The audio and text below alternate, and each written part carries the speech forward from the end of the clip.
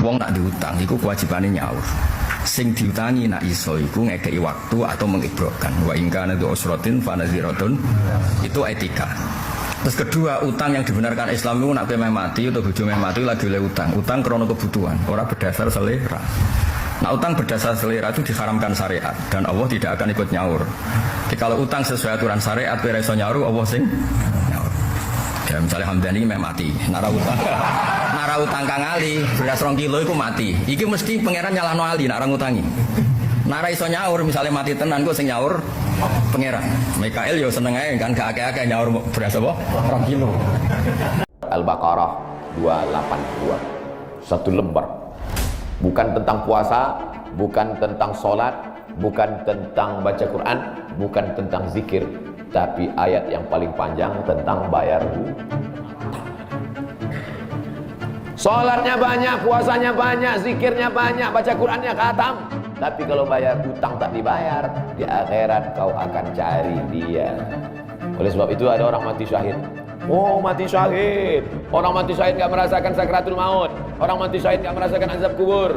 Orang mati syahid tidak merasakan hisab. Orang mati syahid langsung masuk surga. Ilat dain, kecuali hutang. Makanya kalau ada orang menagih hutang, itu dia bukan pelit. Dia sedang menyelamatkan saudaranya dari makan haram. Minjam ke bank itu nggak dosa. Kalau banknya mengajarkan tuntunan yang benar. Tapi kalau ketentuan di banknya mengarahkan pada dosa, baru jadi dosa. Misal, ada bank syariah dengan ketentuan syariah. Pinjam meminjam itu diatur, utang piutang itu ada aturannya. Nabi pernah meminjam dan dikembalikan dalam pinjaman. Ya sahabat lain pernah meminjam, dikembalikan dalam pinjaman. Turun aturan tentang pinjam meminjam. Quran saya surah kedua Al-Baqarah 282. Paling panjang di Quran. Sebelah kiri, atas sampai dengan bawah. Ya ayyuhalladzina amanu idza tadayantum bidainin. Hai orang-orang beriman, jika Anda akan saling minjam dalam berutang. Ada aturannya. Jadi meminjam itu kalau memang dibutuhkan baru. Kalau tidak jangan buka pintu utang. Jangan buka. Jangan buka. Antum selama bisa naik angkot, jangan pernah membuka pintu utang kalau tidak bisa melunasinya. Ya. Awas hati-hati. Antum kalau nikmat dalam kontrakan jangan dibuka pintu utang kalau masih bisa menjalaninya. Alhamdulillah, kontrak biasa. Kreditnya kalau Anda pinjam uang, hati-hati. Jika terbetik di hati Anda ketidakmauan untuk membayar, ingat langsung disempitkan rezeki Anda oleh Allah. Sebab berbentuk kekurang ajaran. Masa ditolong sama orang kok kurang ajar banget. Awas hati-hati ini, jangan sampai ada. Tapi begitu sebaliknya, kalau Anda pinjam uang, tapi saya harus membayar dan semangat membayar, maka ingat, Allah akan menolongnya. Ini harus difahami, maka jangan sampai pinjam uang ingin lari. Makanya termasuk Anda yang pinjam uang itu yang minta bikin matre. Berjanjian kalau saya pinjam menunjukkan ketulusan Anda. Kalau Anda begitu nggak mau, berarti Anda nggak ditolong oleh Allah. Saya juga begitu, kalau saya ngutang sama orang harus hitam di atas putih hari ini. Kalau Anda nggak mau, jual tidak dibayar, udah jelas itu mah harus dibayar, namanya juga hutang ya. Nggak boleh tidak bayar, walaupun pinjol riba harus dilunasi karena kita pinjam.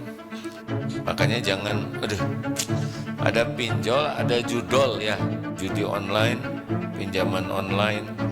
Sebetulnya kalau kita sangat kepepet gitu ya, coba ke masjid, sholat sunnah 2 rakaat, minta ampun kepada Allah, benar-benar minta ampun. Terus sholat lagi, minta tolong kepada Allah. Gak usah buka pinjol, itu jebakan yang sangat membinasakan.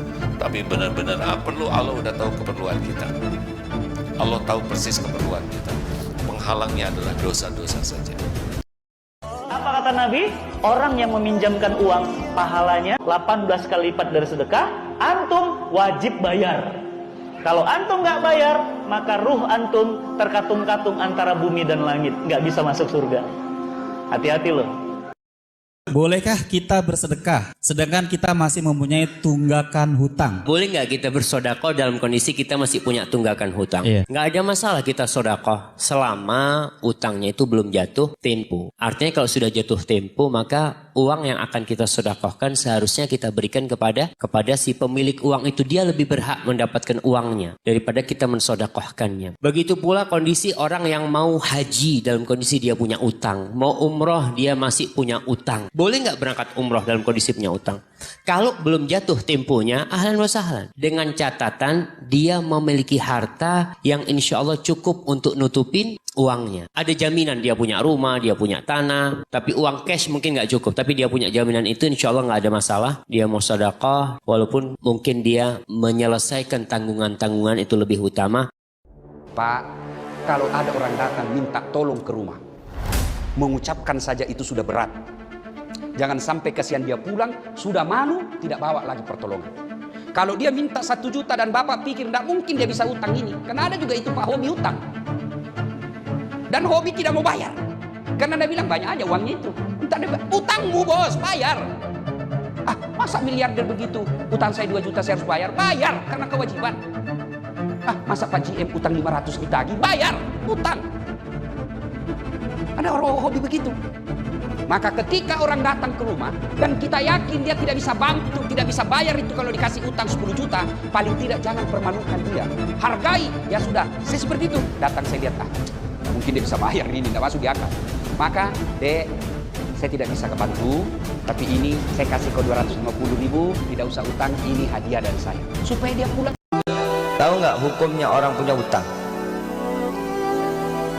Ibu, bapak punya utang sama seseorang, itu orang udah nggak nagih-nagih, itu yang bahaya. Kenapa?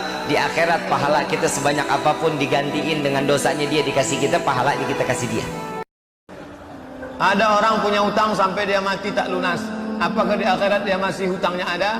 Bagaimana cara membayarnya? Maka dia di akhirat